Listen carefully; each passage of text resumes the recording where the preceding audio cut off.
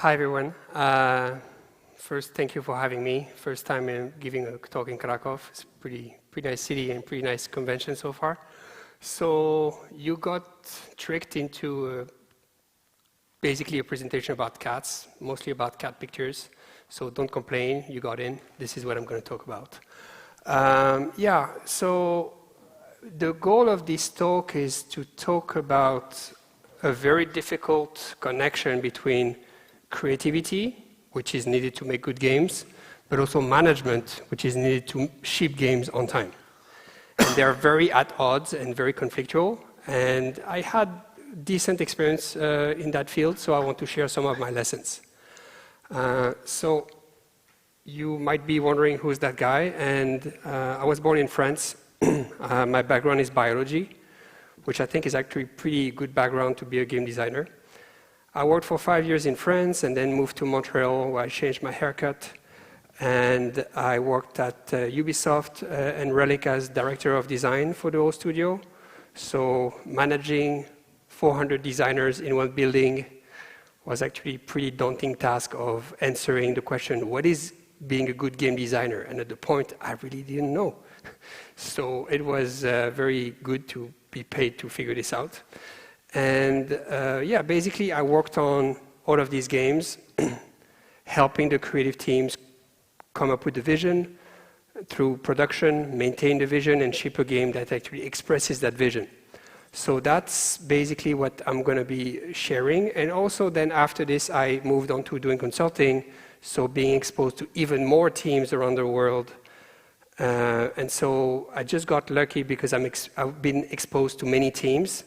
So it's not that I'm smart, I've just been exposed to these teams. So now I know what works, what doesn't work, and I'm going to try to share it with you. So the first question is, what is creativity? Because oftentimes it's a word that gets tossed around without people really understanding it. So I want to give you my definition of creativity. To me, it's about finding solutions. It's not so much about finding new ideas, it's about finding solutions. Rather, finding an idea is more of a problem because now you have to find how to execute it. So usually it's really about you have a problem and you need to find the best solution to that problem. What is not creative is basically when you give in a list of instructions and you just have to execute. So as fulfilling as cooking is, I don't call it creative because if it's just cutting ingredients together, you're just executing tasks. You have to be in a situation where you have to figure out the solution yourself to a complex problem. So it requires a clear problem for you to actually do your work. So if you put yourself in a situation where you're a chef and you have the problem of what should we cook for a king, that's a problem where you don't have a ready solution. So this, to me, is being creative. And I want to stress that all disciplines can be creative, and actually should be creative, meaning that producers can be creative, business people can be creative, your CEO has to be creative, because they have to solve problems that are complicated, and they don't have a ready solution for it. It's not only artists and designers that are creative. So if you look at the science about insights, this aha moment when you're basically minding your own business and all of a sudden you have something that goes through your mind. There's actually some science about it, and it really lies here. The biggest enemy of creativity is in your brain. The first part is the prefrontal cortex here, which is basically the part of the brain that you activate when you think about something, when you try to solve a math equation, or you actually are actively engaged into thinking. This is the part that is activated. And this is a big enemy against creativity because it is lazy, meaning that after some effort you're tired and you cannot do anything anymore. But also it's mono-thread. Like the moment you activate this, it pretty much disables the rest of your brain. The other part that is an enemy to creativity is the limbic system, which is deeper into your brain. It's actually the lizard brain. It's the oldest part of your brain. And that's the brain that controls fight-flight reactions, basically fear. is controlled by that lizard brain.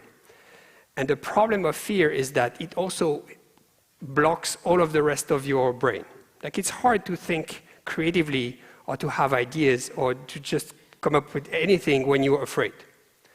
So the main principle is that you can have this insight moment, eureka moment, mostly when you're not trying, which is good because you can, working smart means you kind of have to be lazy, or put yourself in a situation where being lazy is going to be productive, which is basically the core of this talk. And the other thing is you cannot be in a fear situation because it's not going to work. So based on this, if you look at these activities, they are activities where you have these aha moments. When you're meditating, when you're taking a run, when you're taking a swim, when you're taking a shower. These are the moments when you're not actively trying to have a thought. And also, most of the time, you're not afraid. So this is a good template that tells you the type of mindset you have to be in to be creative. So some key elements for your healthy creatives. Imagine you're a manager. Maybe you're a producer, maybe you're a lead game designer, maybe you're a creative director, maybe you're just a designer or anyone that has to be creative and you have to manage yourself. These are the things that you need to think about on how to put yourself or someone else into a creative mindset. So you need, just like in a game, you need clear rules on how to succeed. If I don't know how to succeed, actually that creates fear, which again is bad for creativity. You need clear communication between the person that is asking you a task and maybe the person that you're giving the result of your task to. You need that clear communication loop. And I stress that because communication is one of the typical points of failure of that creative loop. So you need to pay attention. You know that words are weak, which is why basically I keep repeating the same thing over and over with different words, hoping that it gets through. Words are weak. So you need to pay attention that the person saying the words is really meaning what you understand, and get back to that person and say, this is what I understood from you. Is this what you meant? It's very important. If you want to take care of your creative, you have to make sure that they don't freak out. Or if you see them freaking out, try to reach out to them and calm the situation. Because you know if they're afraid, it's not going to work. Reassure them. You also have to create a healthy critique culture. I see this as a very frequent breaking point in companies where I'm afraid of expressing myself. Why? Because I'm going to be bashed. People are going to mock me. People are going to take my ideas down, even before maybe they can inspire someone else to have a better idea.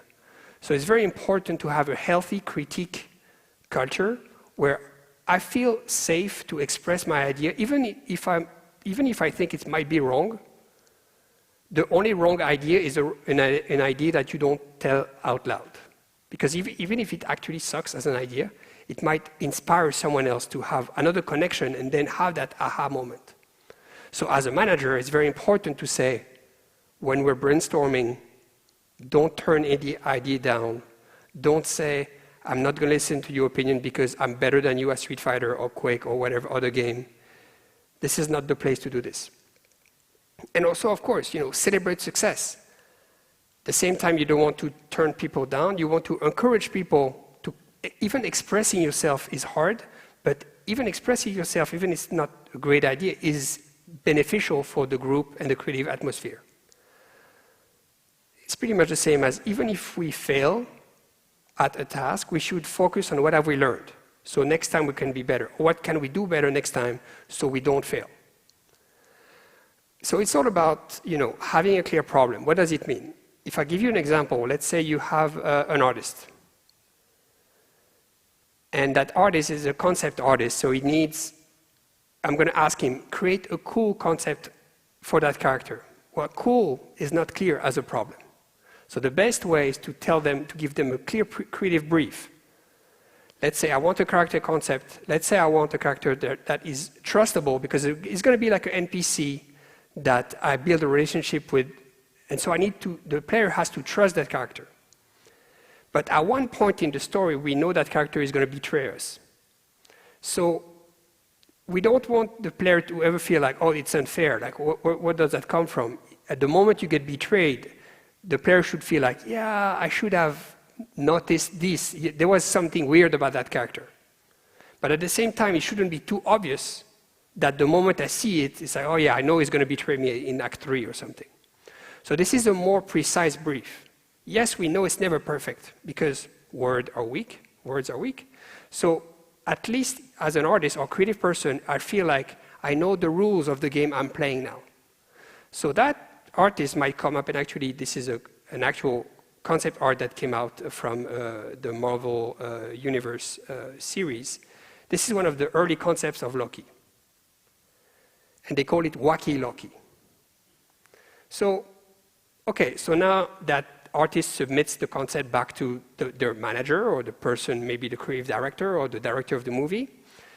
And let's say, you feel like, you can see on your face that there's something like it doesn't really fit. But actually, if you look back at the brief, you could argue that, yeah, well, I don't know if he's really trustable, but he looks nice, I guess, a bit weird. But maybe the creative director then says, yeah, but let's add another thing. Let's modify the creative brief. Let's also add sex appeal. Because, we want to appeal to a wide demographic. So we need people to be identifiable, and no one would really identify to this person. So then let's change the creative brief. Actually, it's the manager who says, you know what, you're right. I didn't express the fact that I wanted that character to be relatable. So I'm going to add this. Do you understand what I mean? Yes, okay. So now I can go on and do another concept, which is the one we all like, right? So this is, to me, the feedback loop that incorporates the creative brief that details the problem, gives the person time to get to that situation, a healthy feedback loop and critique, to the point where even the manager says, you know what, I made a mistake. I didn't express another point. So now I'm adding this, and now I can change the rules of the game, but it seems fair, because you didn't get game over. So I put this into a process that I call OPE, and basically it's objective, plan, execution.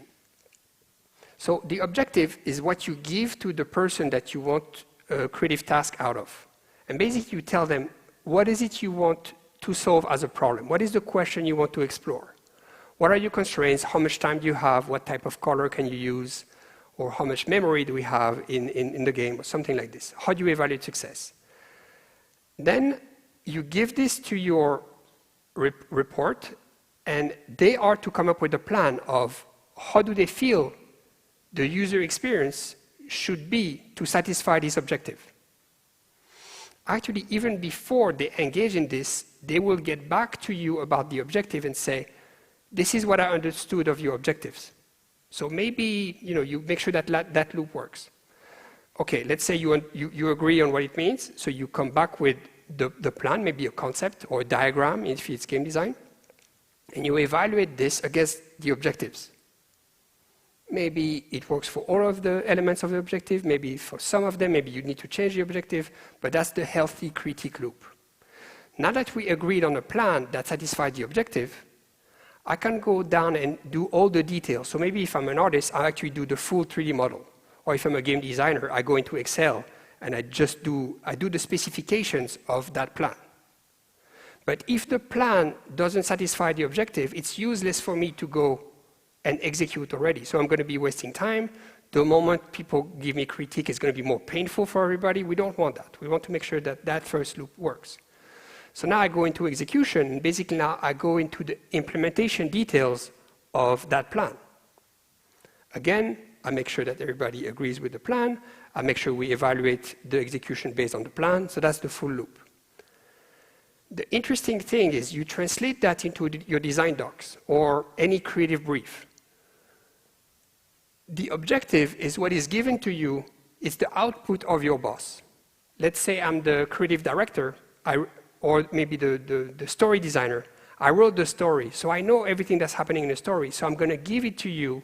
I need that concept art for that character that has these parameters, these requirements. Now I'm writing my design doc. I split it into objectives, plan, and execution, meaning that let's say someone else needs to read your document. All they have to do is to read objective and plan, which is usually a couple maybe 1 or 2 pages. So they already know what is it you're trying to do before they get into the details of implementations, because otherwise they would have to read implementation and try to reverse engineer what is it that you're trying to achieve before they can even give an opinion. Maybe someone from a different department that doesn't understand anything about technique is going to have to read your document. Let's say maybe an animation director is going to have to come and read your game design document. They don't want to have, they don't understand what's happening in the Excel spreadsheet. Or same thing with the marketing person. They just want the communication point about that feature. So they can just read the brief at the top and still get information. And the same thing is your execution is going to become the objective of someone else. Like in the case of game design, I write my Excel spreadsheet and the diagram of the system, and I give this to an AI engineer or a programmer that is going to use these specifications as his objective. So it's kind of a fractal process here. So an example in game design, let's say you're working on a Call of Duty. So at the high level objective is we want the player to feel like a US Marine. How does the US Marine fights? The dynamic of it is usually they want to stay cover and stay alive. You know, it's very important for US Marine to stay alive. So what would be the design of the health system to support this implementation is we want health that regenerates when I'm taking cover, regenerates when I'm out of fight. If you take the OPE of Quake, or Doom actually, Doom, the high-level fantasy is we want the player to feel like he's a badass demon killer. What's the plan? What's the dynamic of combat that we want? We want the player to always push forward. We want the player to give hell to hell. We want the players to be nightmares of hell.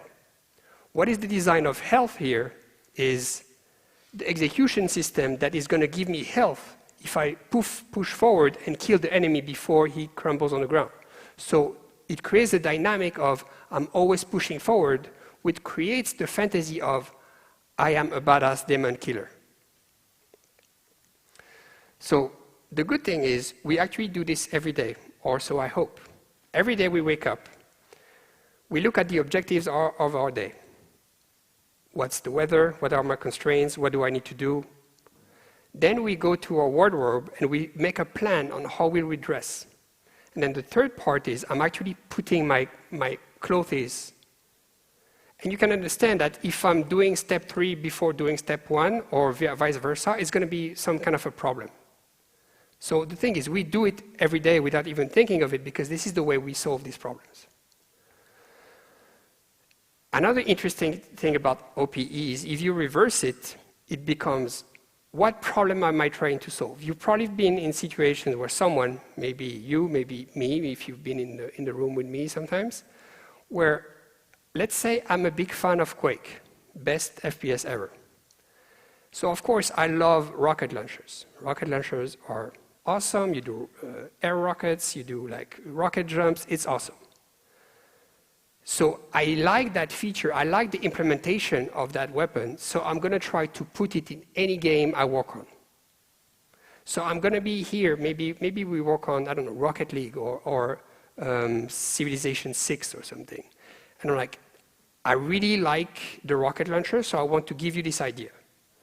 As a creative manager, your question to debug this wacky idea, that might actually be good, but to evaluate this is, what problem are you trying to solve?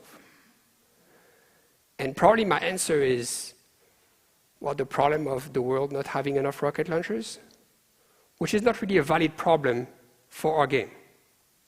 So this is a very efficient way to coach junior designers, including yourself sometimes, because we're all juniors depending on the time of day, and also to evaluate silly ideas. Maybe this silly idea might be very good, even though it comes out of I don't know where, but maybe it's not good, and this is the right question to ask. What problem am I trying to solve with this? So the biggest risk about creativity is when you go into production without a clear vision for your game. But the good thing is that it actually happens even in AAA, like bigger, very big companies. It's almost like you're starting to rent equipment, you're starting to lay the foundations, you have a whole team of workers, but the architect is still like, I'm not quite sure what I'm doing. This very rarely works. Sometimes it works, but it only relies on luck, and we don't want to be just lucky. So, So we have to understand for this the role of every development phase. So yeah, I should have prefaced this that this whole methodology I've learned at Ubisoft, so this is the way they make games. But usually it makes sense even for indie developers or every time of creative process, really. So first you have the pitching, which is basically you have a game idea and you just evaluate who are our competition, what's the market. Then in market evaluation, you really evaluate, okay, what are the numbers, what are the quality levels, what are the features, who's the audience that wants to play that game. Then you get into conception, and this is the phase where you have to develop the vision for your game. So now you have your creative vision, you select the USPs that are going to help you stand out from the competition. You're going to make the core prototypes to actually validate your core gameplay. And you also think about budget and team. And so this is where my friend Stéphane Assadorian is going to talk about that side of the process tomorrow. Then you go into pre-prod, so basically you do a small vertical slice of your game to de-risk and do the right pipeline of production, and then you go into production. So if you think about it, this is where you answer why should we make that game. This is you answer what is it the game that we're making, and this is more about the how. But so you can imagine that if you rush through production, there's going to be a big risk because you don't know why or you don't even know what, and you're focusing a lot of energy doing this. And I assume we've all been in that situation at one point. So the thing is, as a creative, it might be very, very lonely. Oftentimes you have a huge responsibility of coming up with that vision. And that's a recipe for failure.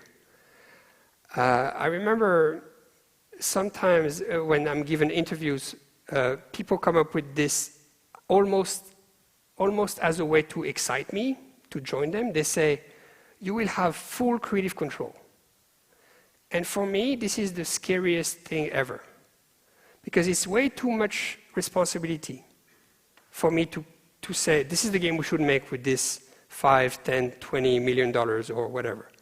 And also the 3 next years of these 20 people. It's way too much responsibility for one person to come up with that concept. Because really, like, one person cannot have all the answers to the why, to the what, and to the how. You need different expertise.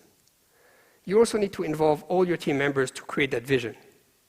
So, yeah, if you're in that situation, I think it's unfair, and although it might be exciting, but really I think it's going to be very dark times if you accept this. So ask for people's opinion and expertise to answer that question.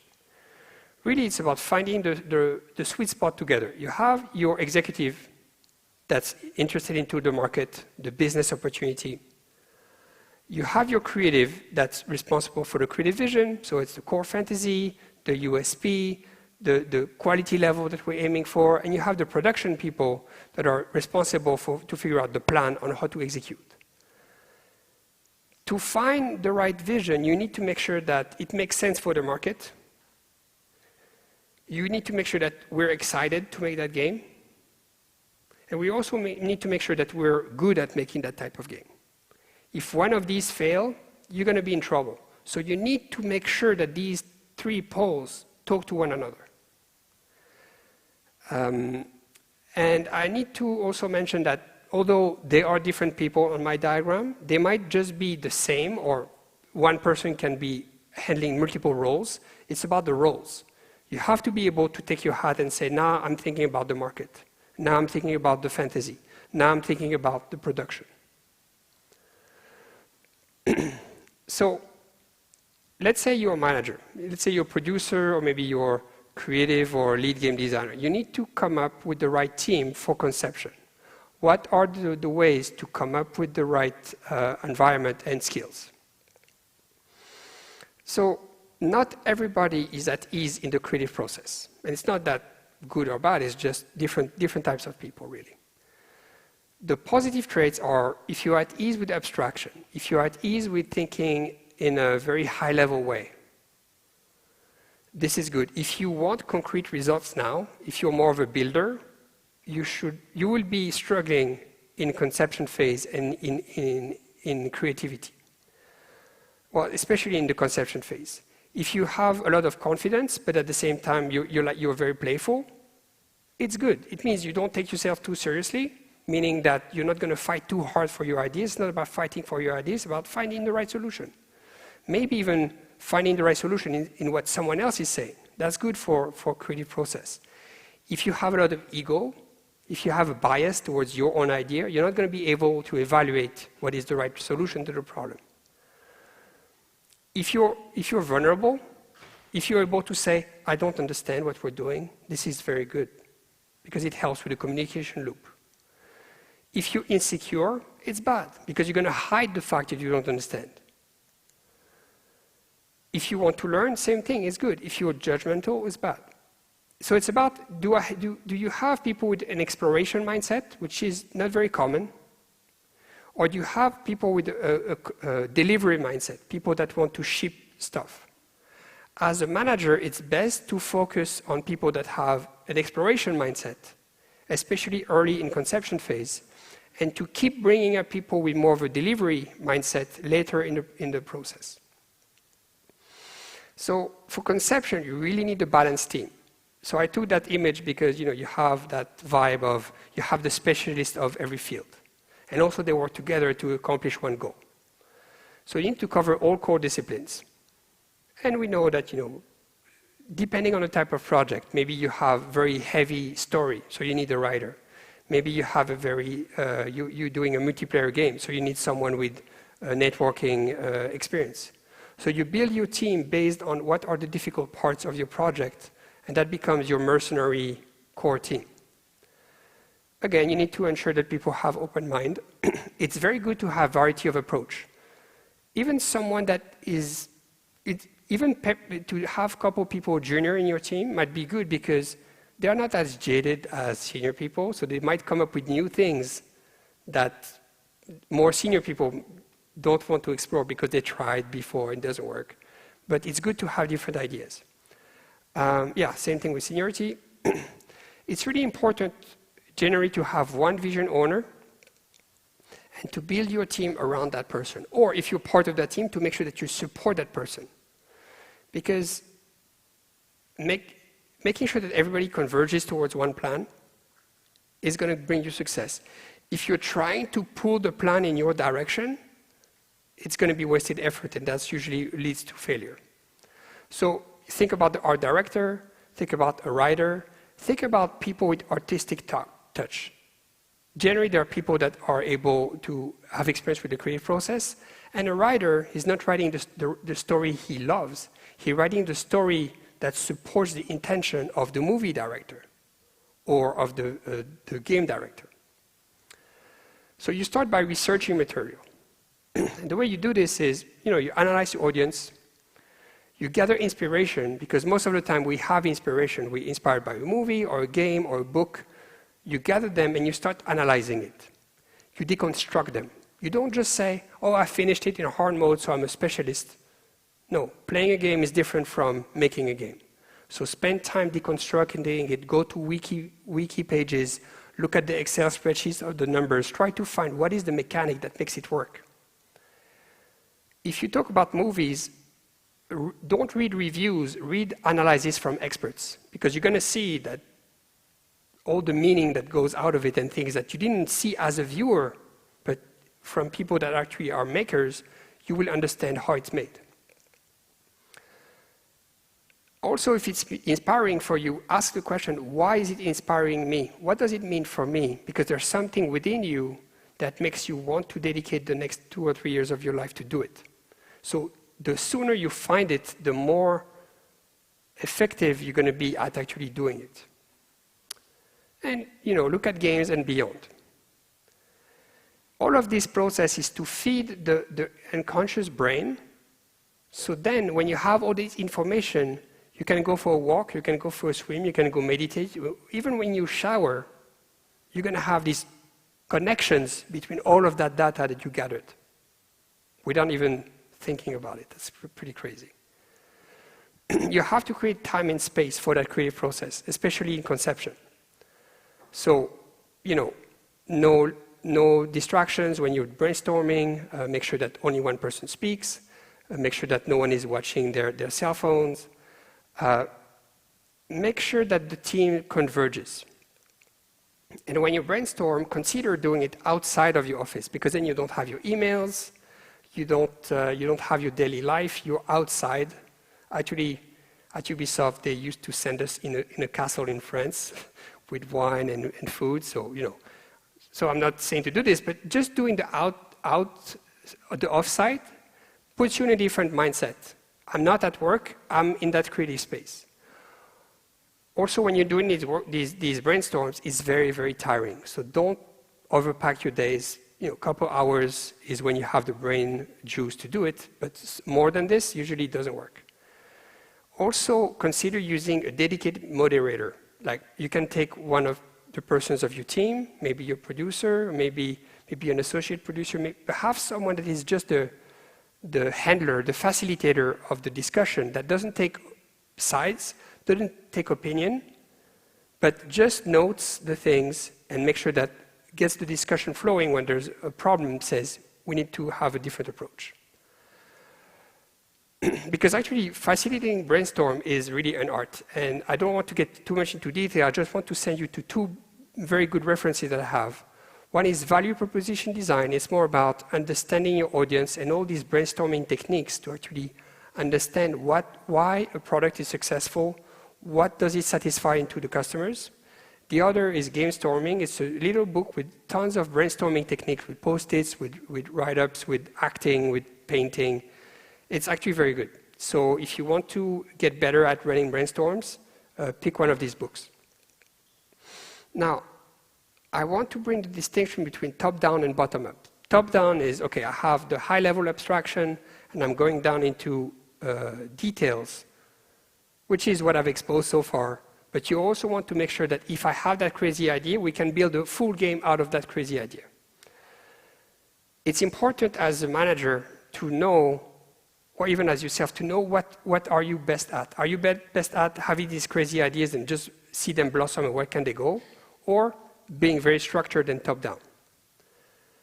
It's also important to be open to this crazy idea that might shake everything that you have. And the example was Prince of Persia's Sands of Time. We know that the story was already about tale of the 1001 Nights? Yeah, 1001 Nights, which is being told again by the prince. So the concept was already about time and this notion of I'm telling a story from the past. And because the vision was so strong, one of the programmers started working on his own thing, during the weekend. He was very inspired, and he came up with a rewind mechanic. That was not top-down. He was his own interpretation of the vision, and he said, look, this is what I have, it works. And so they said, wow, awesome, let's put it in the game, which became actually the core mechanic of the game.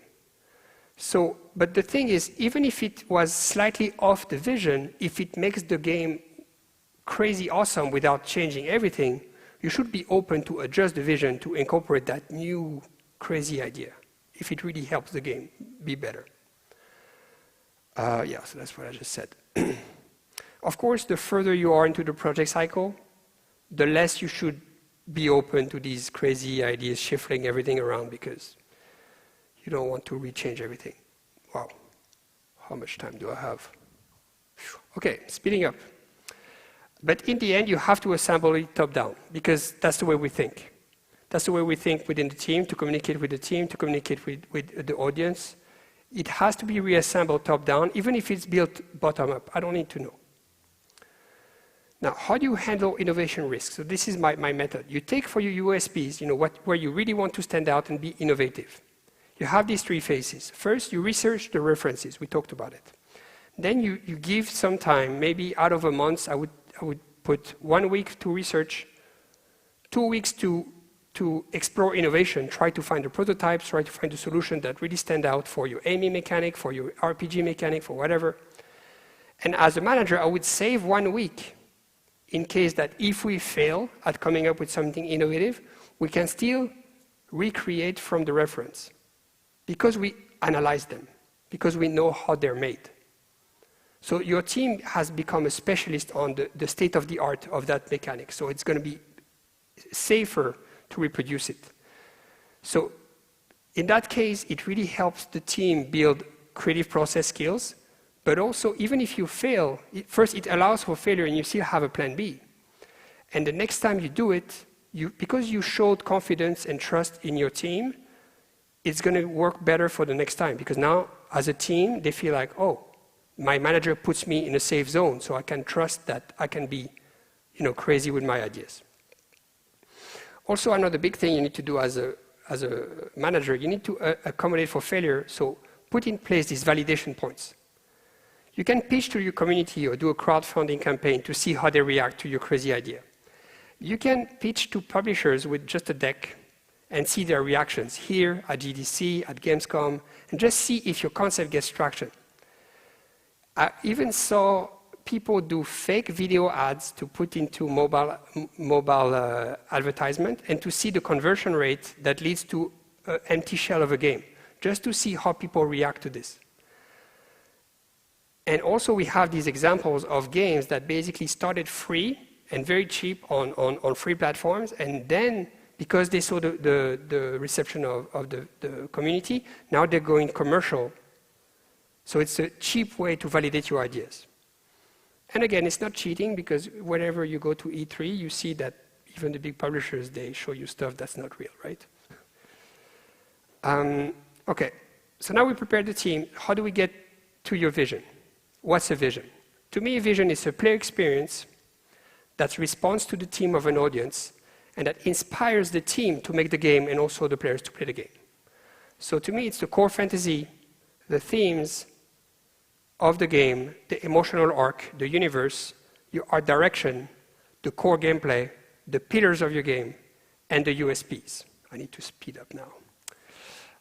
So first, it has to connect with business. So if you look at this, market positioning, creative direction, implementation. If you look at a movie like Saving Private Ryan, he didn't just do it. He had to go to an executive in Hollywood and say, why should we make that game? And he said, look, it's going to be the 50th anniversary of D-Day, which is very relevant to the US audience. Also, there's 3 generations of people in the US that are impacted by this. The grandpa generation, the sons and daughters generation that cannot connect with their grandparents because no one talks about war. And there are sons and daughters that don't understand that grandpa has gone through, so there's that tension. And the last part is, the tension means emotional disconnect. So that's a need, emotional need for the American audience, that they need that game, that movie. And this is what he said when he got his Oscar. Dad, thank you for showing me that his honor in looking back and respecting the past. This is pretty much his creative direction.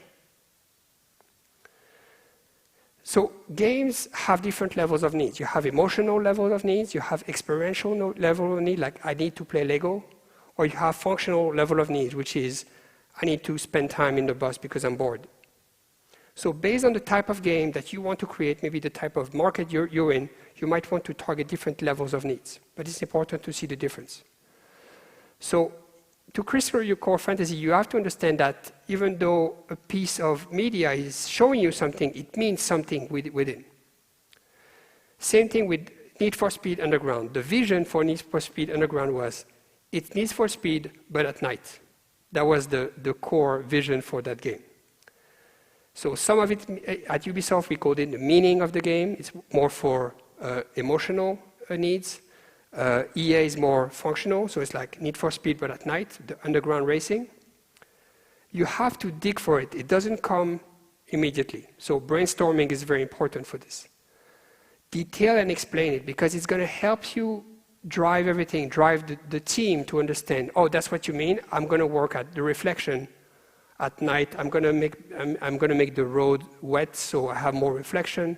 So it helps the team understand what is it that we're creating and propose solutions. Then, again, more for the emotional needs. Usually, like a story, you have conflicts you have values in conflict. So if you take Jurassic Park, you have these two scientists, and they actually each represent different values. The one on the right, the one on your left, is about that science can be controlled, nature can be controlled, I'm optimistic, it's going to work, I'm not questioning. The right, the one on your left, I don't know, right, is more about, oh, chaos, the chaos theory. He's more cynical, he's more doubtful. It's like, nah, it's never going to work, we cannot control nature. And there's no surprise that one is dressed in white, the other is dressed in black, because there's opposition. Another opposition is like in Star Wars, the good trilogy. So, and there's some spoilers here. There's some spoilers here. So for me, the opposing values are sacrifice. Do I want power for the group, or do I want power for myself? At first, Luke, he sees that there's a war, and he wants to be a hero. So he kind of wants fame. He wants power for himself. There's an old guy with a beard that says, "You're special. I'm going to give you a lightsaber. You're going to be a knight." So he's like, "Yeah, I want this. So I'm going to follow him." But he wants power for himself. On the way out, they're captured by Darth Vader. And to escape Darth Vader, Kenobi has to sacrifice himself. So there's the motive of sacrifice. So I guess for Luke, it's like, whatever. I'm just going to go find Yoda that's going to teach me how to become a Jedi Master. Finds Yoda, and Yoda says, "No one became great by war." Oh, okay, whatever. Teach me the telekinesis, teach me the Jedi powers. And Yoda says, "Okay, I taught you this, but you're not ready. You're still not ready." He's like, "You're boring. You're just like an old frog. I have better things to do. Like, there's a war going on. My friends need me. I need to be a hero." He says, "Okay, go to the cave and face the challenge." He goes to the cave, and Darth Vader appears. He cuts the head of Darth Vader, and in the helmet is himself. Okay, whatever. I need to become a hero. He goes to fight Darth Vader. Doesn't end so well. Hands chopped off. Now I know who my father is. And literally he ends up at the bottom of the station. Like, that's the end of the last movie, the second movie. He's like at the worst point possible. Act 3, he gathers some strengths. He's like, okay, now I'm more dedicated. I'm gathering some strengths. Last fight again. The Emperor is trying to corrupt him. Yeah, the rage. Let the rage flow through you. But at one point he says, "No, I don't want to fight anymore." Ask his father for help. And his father picks up the Emperor and sacrifices himself again. So the motive of sacrifice appears twice. So this is the external conflict between these two values. This is the moment when actually he's fighting his own values, because the real bad guy is not Darth Vader, he's himself. Fails. And in Act 3, he realizes, now I'm going to fight my own demon. So obviously it's very heavy driven, but it's always about this opposition between values. So then, one more minute. You need to find ways to support the vision. Now that you have this, what are the ways to support the vision? You can see the evolution, the haircut, the costume, the lighting, the posture. Everything shows you the evolution of mindset of the conflict that is in the head of the hero. So this is where everybody in your team, art, story, animation, game design, level design, sound, AI, everybody should say, okay, this is what I'm trying to build. I know in Act 1 this is how it's supposed to feel. Let me find these solutions to actually deliver that experience. Moving on, 10 seconds. Building pillars. I'm going to go quickly. Actually, there's a lot of very good talks. This one I really like, Doom. There's also very good ones about Diablo 3, where they explain how to build evocative pillars that capture the imagination. It's just like memes. It's a meme that you pass around the team, and so people say, oh yeah, this is what you mean. Like, they use the term Bruce Lee on a skateboard with a shotgun. And so for the team, it was clear. It was clear what it means for arena design. It has to be like a skate park that I can jump, that I can cycle through. They know what it means for movement. I need to be able to flow through that skate park. Even weapon design, even monster design, even AI design, like it becomes a meme. So go and watch these talks. Very good. Time is up. Good, because it's actually time to wrap up. So now that you've built that vision, which takes, let's say, about 2 to 3 months, let's be honest, where do you go from there? Refine the vision assets. You know, we talked about this concept art for look. Refine it to publishable level, so you can print it and post them around your space. So then it is inspiring to you. Even if you're doing a T-pose or rigging, you lay back and you see that word on the wall and you say, oh yeah, this is how I'm supposed to feel, so I'm going to change the way I find a solution. Ask each department's art, animation, game design, level design, their own interpretation of the vision. Let them come back with a handbook. That handbook becomes reference for you, for the team, but also whenever you hire another one to come in your team, you give them the handbook that becomes the Bible for art, for level design, for animation. Also, this is what you use at your conception gate. Maybe you have internally, maybe you have it with an external publisher. If you give them this, they know that you know what game you're making.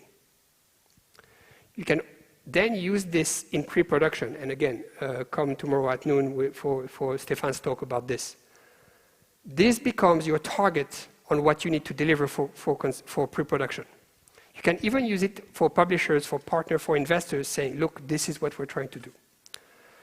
So to wrap up, you know, the creatives, you need to take care of them. Sometimes they might be fictitious, they might be difficult to work with, but if you give them the right love, they're going to make your house happier.